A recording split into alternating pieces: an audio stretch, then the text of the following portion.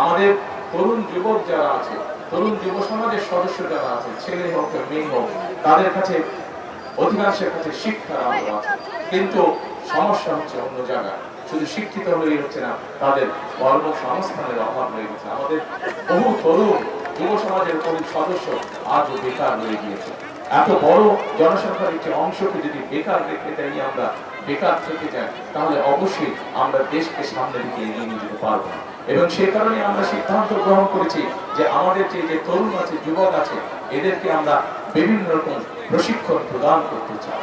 বিভিন্ন vocational institute তৈরি করে, বিভিন্ন টেকনিক্যাল ইনস্টিটিউট তৈরি করে, আইটি সেক্টরে বিভিন্ন প্রশিক্ষণ দেওয়ার মাধ্যমে মানুষগুলোকে আমরা দক্ষ মানুষ হিসাবে গড়ে, যাতে করে দেশের ভিতরে ব্যবসা বাণিজ্য হোক, দেশের ভিতরে চাকরি বাকরি হোক, অথবা বিদেশে কর্মসংস্থানের ব্যবস্থা করে, যাতে তারা তাদের বেকারত্ব ঘোচাতে পারে।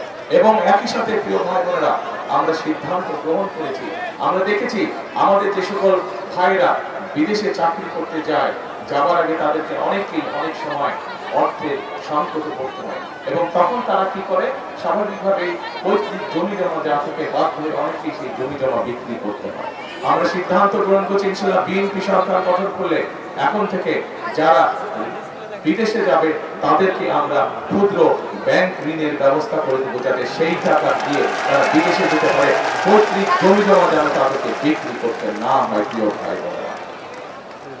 ভাই বোনেরা, আমাদের দেশে একটি বিশাল সমস্যা রয়ে গেছে।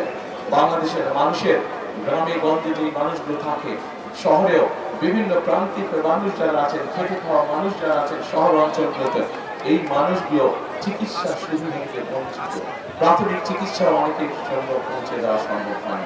সেজন্য আমরা সিদ্ধান্ত গ্রহণ করেছি যে ইনশাআল্লাহ বিএনপি সরকার গঠন করলে পরে আমরা সমগ্র বাংলাদেশে 1 লক্ষ, শহর গ্রাম সব মিলিয়ে 1 লক্ষ আমরা হেলথ কেয়ার বা স্বাস্থ্যকর্মী আমরা নিয়োগ করতে চাই। এই স্বাস্থ্যকর্মী নিয়োগ করার মাধ্যমে একদিকে যেমন 1 লক্ষ মানুষের কর্মসংস্থানের ব্যবস্থা হবে, ঠিক একইভাবে এই সকল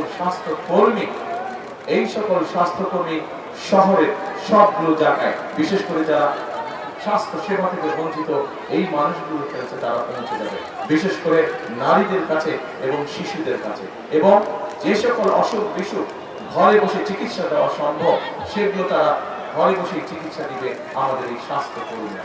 যে বাংলাদেশের মানুষকে তার ধর্ম বর্ণ নিয়ে বিচার করা হবে না, বরং তার মেধা এবং তার যোগ্যতার বিচার করা হবে। প্রিয় ভাই বোনেরা, আমরা যদি সকল মিলে ঐক্যবদ্ধ থাকি, আমরা যদি সকল মিলে আজকে চেষ্টা করি, ইনশাআল্লাহ অবশ্যই আমরা সেরকম একটি প্রত্যাশিত বাংলাদেশ গড়ে তুলতে পারবো, সক্ষম হবো। পৃথিবীর বহু দেশ আমাদের মতো এরকম সমস্যায় জর্জরিত ছিল, কিন্তু তারা সকল ঐক্যবদ্ধ থেকে দেশের জনগণ একসাথে কাজ করে দেশের অবস্থার পরিবর্তন করেছে।